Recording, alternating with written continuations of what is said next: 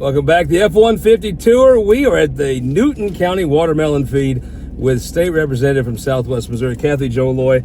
So, wrapping up first term? Wrapping up first term. Did anybody want to run against you? No. You scared them all off? I scared them all off, except a good. Democrat. I do have a Democrat opponent. You know, if I was a betting man, I think you're going to do pretty good down here. I think I'm going to. I think I'm a 78% district. I've checked the good numbers. But, I think that's a good thing, though. Yeah. Probably a little... you'd rather probably be unopposed, but there is some value in going out and running a campaign and getting to visit with folks and having a reason to have the T-shirts all on and all that. Keeps you in good practice for it, right? Right. It does. And I love getting out and being with the people. This is what I did this for, just for the people and just to hear their stories and then knowing that I've done something that actually helps somebody. And that, to me, you do this for a lot of reasons, and a lot of the stuff you see is really nice and fun, but really there's a lot of folks that you can do something for directly and help. There's a lot of things if you do policies that grow the state and things, and it helps. There's a ton of folks this time of year that are going to be buy their kids new back to school shoes that wouldn't have. Yeah. And they're never going to know your name or really understand how. But those opportunities, that all goes into that system, and that's on some level got to be like the nice spot of why you do it, right? Right. Yeah, and just some of the things we've been able to do for the foster care system, which we were a foster adoptive family, so that was really important to us. Yeah. And just seeing some of the good work we've done this year for that, I can't believe that 20 years after adopting my kids, now I'm actually helping other kids find families. So what are folks talking to you about when you run in coffee shop, you're at dinner? I know people come up and see you because I've actually had dinner with you down here before, and I've seen people have no problem coming up and talking to you, which is a good thing. What are folks talking about? They want to know about these amendments. And I haven't been able to do the explaining that the Darren Chappells and the Bishop Davidsons and the Ben Keithleys have been able to do, but I've sat with really great economists, and so I do believe Amendment 5 is so important, and this is the right thing to do. Yeah. Probably didn't get out ahead of it as soon as we should have. I've heard a lot of folks say a lot of things, and I don't believe the government's going to let me have $3,000 back. No. Now, I've seen all the, and I've also never read a study of anything, much less Amendment 5. But I don't buy that. I also don't buy, I do think there was a lot of provisions put in there that this is not going to be our Kansas. I don't buy that either. No. I would reckon you're about $100, $200, depending on how much you spend and more, one way or the other. Right. I don't think it's going to be a windfall for tax. I don't think it's going to be a windfall for the government. I think it's going to be something sort of in the middle. But I do think we have to do something. Right. Because I've had several people sit in that seat, and even the folks that don't agree, don't want to vote for Amendment 5, they agree the state doesn't grow. Right. It just hasn't grown. Yeah. So I actually think this is a good thing to try. Right. But if the folks are telling you that maybe we need to come back with something different, I kind of do think you're going to have to come back with something that lays out the full plan. The full plan. I was on your show during session, and I said, I don't know the plan yet. I don't, and got a lot of pushback from that, and I didn't. And I understand there's a little bit of a plan now. A little foreboding, though, of what you're going to hear. Yeah. And I tell people that are my age, I'm 65, and I tell people we might not really see the benefits. It might be a little bit owie. But our kids and our grandkids are going to see the benefits. And this necklace is my grandkids. I have my 14th on the way.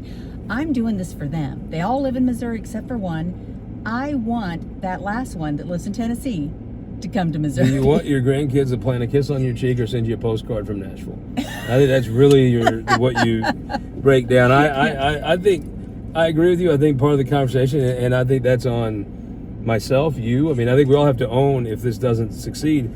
I just hope it's not the end of the conversation about how to grow this state, because I've heard a lot of people, well-intentioned folks, talk about what about the poor folks? What about folks that are on the bottom level of income? And I've been there. I've slept in my car. I've worked 2 jobs and slept in my car and took $7 showers at a truck stop in Peebly. I understand hard times, but you know what? There was no way you were going to be able to make my life better at that income level. Right. No matter what you did, the only way my life was going to get better is if I had opportunities to move out of that.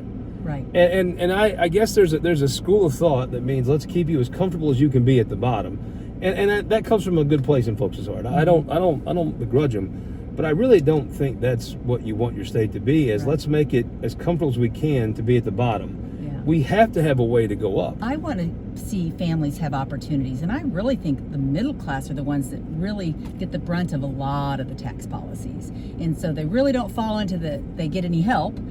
but they really don't qualify because they're not millionaires. And so I think they really are the ones that struggle. And I would hope that this would give them more opportunities to spend their money wisely and do it the way they'd want. You know, there's risk involved. There, I don't, listen, a lot of your colleagues are very confident in their opinions, and that's a wonderful thing. I wouldn't look someone in the eye and tell them, I know this is going to work.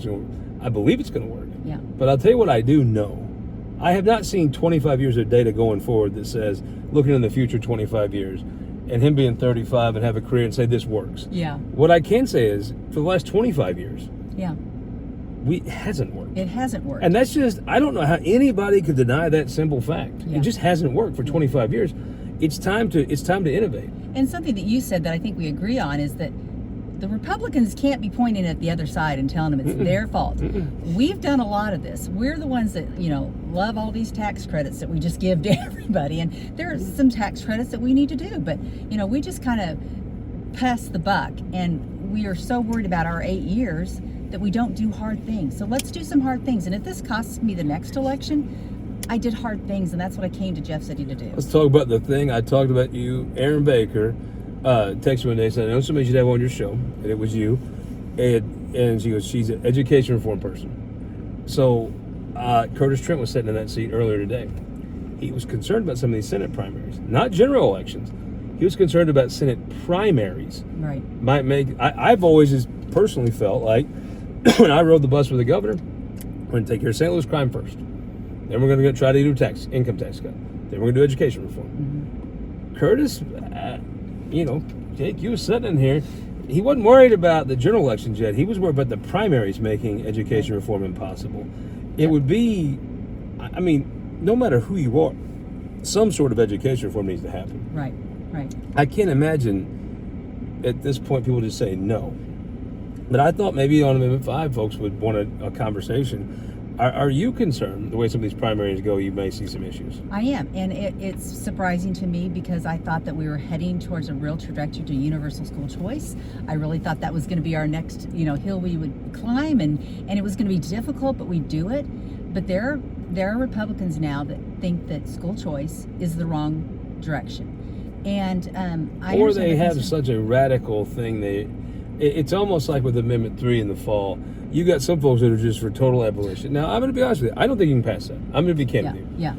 I don't think that can happen. Okay. I think maybe Amendment 3 can, but if you go down some of the roads some of these folks want to do with schools, you're never going to get all the frogs in the barrel. Right. And are you concerned with some of these Senate primaries are going? I am very concerned. You'll pass the House, right? Yeah. And I tell people all the time, we've got to have education reform that starts in our homes. Because we can't send our kids to school hungry and not expecting them to learn. And so the parents need to wake up. I've always thought, there are some things, you do see people that advocate for education reform, and they dog on some schools. Well, in some communities where every business is left, the streets are crumbling, there's crime, anyone that can afford to move out has. Right. I think sometimes it's unfair to think that schools will be the only thing that succeeds in that community. Right. And frankly, you go to communities like Frontenac, schools are fine. Yeah. So I think you're right, but I do think on some level you have to show some path towards some reform. Right. And I'm going to keep fighting for it, and I want to see our public schools do well. I would love people to look at Missouri's public schools and go, wow, how are you doing it? But that begins with choice for all families. So I'm going to keep fighting for it. Are you going to get to all families? You get to city families? Maybe Probably not. But, look, if you started in the city, and the city folks did better, that makes it much more enticing, doesn't it? Right, I don't know what you do, I don't know a lot about it, to be candid with you. But it perked my interest when Curtis was like, I'm worried about these primaries if we're going to be able to get there. And I'm like, ooh. Because that's the new narrative out there is that school choice is these radical left wings that are trying to, get into our school system. I'm like, well, they're already there, but okay. And, I got a lot, when I was served on the Charter Commission, I got a lot of pushback because some of our schools were very progressive. They were in St. Louis and Kansas City. But I said, yeah, but freedom. Their parents got to choose that for them. And so I believe in freedom, and freedom doesn't look like me. And so sometimes freedom kind of prickles me a little bit. I kind of think freedom looks like her a little bit. I don't know. Them earrings and kind of, I don't know. Yeah. But So what have you done this summer? So You went anywhere fun? I went to Orlando to go to the ALEC, American That don't sound Legislative fun at all. Did you do Executive anything Council. fun is what I was asking. Not really. I played with my grandbabies. We made a big zip line in our backyard for the grandkids, so we've been enjoying Okay, that. now that's pretty cool. Yeah, yeah. it's Honestly, pretty a fun. conference about Republican stuff does not seem fun. But, no, that was fun but for me. the zip line seems pretty fun. But just kind of hanging out with families. And it's been a busier summer than I thought it would be. I thought, I don't have an opponent, but these amendments have really kept me busy, and I've traveled the state, going to some different things. I've really wanted to I sense some pessimism in your voice about the success of them. Very, very much so. I really thought Amendment 4 was just so unseriously done that I actually think you need IP reform. I really do. Mm-hmm. I don't think it should be impossible in the Constitution or this squirrely math equation they come up with. Yeah. But I actually really think the state needs to do IP reform. Right. I think if I didn't think that, I would have wrote something like this, Yeah. and had people trot it out to be embarrassed, the folks that want IP I reform. didn't, until Clean Missouri, didn't even know how things got on the ballot. Had no idea. And so when I was going around the state trying to talk, or in this new Clean Missouri, Fair Missouri is what we've called it, and I was going around the state talking about that, and Jay Ashcroft would say, "This isn't the way to do it. We need IP reform. And I said, "Jay, teach me. I don't know what you're talking about." And so, He knew it frontward and backward. He did, and so he really Tell taught him. me some things. Yeah, I was surprised at what we put through, but we needed something desperately enough. And if we don't change it, I think in 5 years we won't recognize our state. I think if we lose IP reform, we will be exactly what the Democrat Socialists of America think we need to be. I don't have a lot of confidence. I have no confidence in this product. The only thing I can hope is folks like yourself figure out who wrote that and don't let them in the room next time you write something serious. Yeah. There is a way, I think, to present this to the public. Yeah. You raise the threshold a little bit. Maybe you make the whole state, you gather signatures throughout the whole state. Yeah. And then maybe the statutes that get passed through the IP process, you protect it from the legislature for a minute. And see, sometimes you get the government you deserve. Yeah. So give it 3 years and then you can undo it. There is a common sense way that you can make a case to the public and make the politicians have to follow the rules everyone else does. I can't imagine who thought that was the idea. I don't know. I think we already get that vetting process because of the committees that we have to have our things go through, and then they have to go through rules, and they have to go to the floor, and I think that's already in there with us. You reckon anybody at the gas station right now thinks it should be easier for you than them? No, I don't that's reckon the neither. problem. And so I see your logic to it. I just so don't we think you can probably need explain to that to educate anybody. people, because that's where you and I are going to disagree on that. I would just leave the process, and if you want to go do it, Yeah. use all your big position to convince everybody they ought to go sign the thing Yeah. and put it on. Yeah. I understand your logic there, and I'm not saying it's totally unreasonable. I don't think you can explain that to anybody. No, And I don't it's think anybody's hard. going to buy it. Yeah. And I think IP think reform is they don't important buy it. enough. I think IP reform is important enough to take the parts that you can't sell and don't And try the to stuff sell that them. had passed through the House the last several years, even before I got there, seemed to be the path forward. I don't know why it changed all of a sudden to this radical congressional district. The Senate it was one of the darkest days in the Senate. Yeah. They PQ'd a bill with 0 seconds of debate. And when they PQ things, it usually is a disaster, like this is a disaster. Yeah. I've seen very few PQs actually I thought I something. missed something, because I'm like, where did the debate happen? They're like, oh no, it just went straight to the PQ. And when you actually read this thing, you're like, well, I wouldn't want to debate that either, I guess. I'd be a little bit. They at least get to debate things before they PQ it. Right. So it is we a give them, little bit what, more- 15 minutes? Yeah, You know? yeah. I've never in the history of the Senate seen anything like that. It was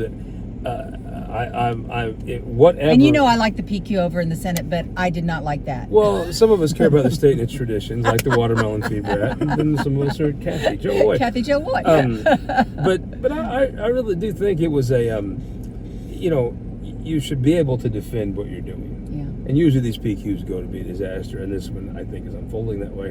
And I hate that, because I think this is a serious issue that this is something the state should do. But Right. you can't do everything all at once, and maybe go back to the drawing When I'm board. queen of the universe, it'll be my Boom. way. But Wave that wand I and- will. But right now, I have to work within the representative government that I've been given. Well, Cathy Jo Loy, Queen-elect of the universe, thank you so much for joining us here at the Thank you. Watermelon Feed. Gussie, was that watermelon good? Yeah, Yeah. really good. I And mean- don't you love Neosho?